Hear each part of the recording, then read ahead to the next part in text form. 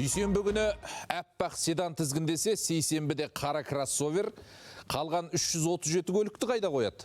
Қазақстанда бір басында 339 машинасы бар адам тұрады. Ұлттық статистика бюросы осындай ақпарат ұсынды. Ресми мәліметке жүгінсек, қазір ел аумағында 5 миллион 53 664 жеңіл транспорт жүйткіп жүр. Бір қызығы олар 4 миллион 100 мыңнан аса адамның атына жазылыпты. Сөйтсе гәп мынада екен. Ішкі істер министрлігінің дерегінше 2 миллион 971 мың 471 қазақстандықтың бір ғана көлігі бар. Ал 780 мың азамат қос-қостан темір тұлпар теуіп жүр. 225 мың 546 адамның гаражында 3 машинадан тұр екен.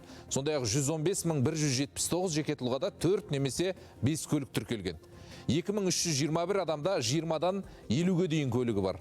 Ал 47 қазақстандықтың 100-ден аса темір тұлпары болса, бір адам 339 көлік құралының егесі екені белгілі болды.